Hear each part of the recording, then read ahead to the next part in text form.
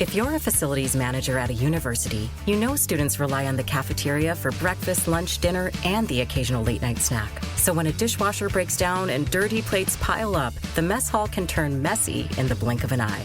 Enter Grainger. With over 1 million industrial-grade products and fast delivery, the product you need now is never far away. So you can turn that dishwasher back into a lean, clean washing machine. Call, click Grainger.com, or just stop by. Grainger, for the ones who get it done. This is Scott Becker with the Becker Private Equity and Business Podcast.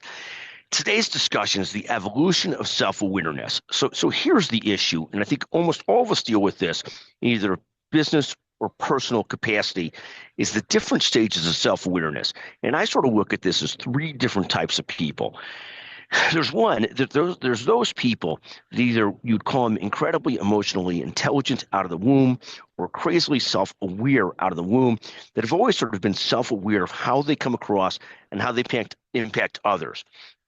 Then I'd say there's the second category, which I'd probably put myself into, where you're sort of this mix of self-aware, emotionally intelligent, but with plenty of flaws and plenty of challenges, where some days you're really aware of how you're coming across, and other days you're aware of it, but can't control yourself, even though you should.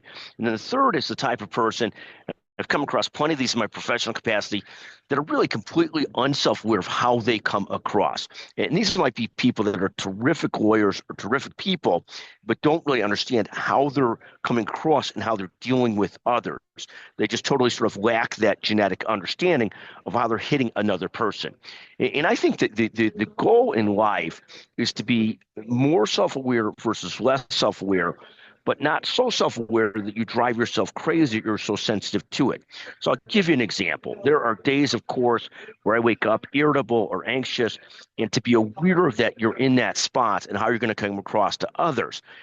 Or there's days where, as an entrepreneur, we are so shamelessly promoting things and have to understand that sometimes when you get pushback or negativity on it, you have to then choose, can you continue to push forward, even understanding that you're not coming across how you want to come across because you're trying to figure out how to sell something or develop product market fit or something or not.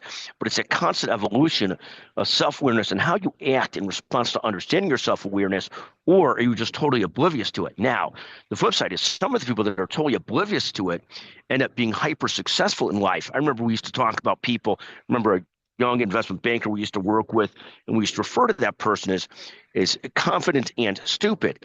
And that confident and stupid thing might be a great way to go through life sometimes, because the person was crazily confident in what they were doing, even though we all found the person to be very dumb. But to our chagrin or positivity, that person became crazily successful. So it is what it is. But I do think this constant journey to self-awareness, how you're coming across, how you're impacting others, how you're talking impacts others, what you're saying, where your filter is, where it's not, where it should be, where it's not, are really constant things to learn and live by. And I think many people that I see in life get better and better this over time. Again, thank you for listening to the Becker Private Equity and Business Podcast. Today's discussion from one of our favorite people in the world, a best friend, is self-awareness in the journey of self-awareness. Thank you so much for listening to the Becker Private Equity and Business Podcast.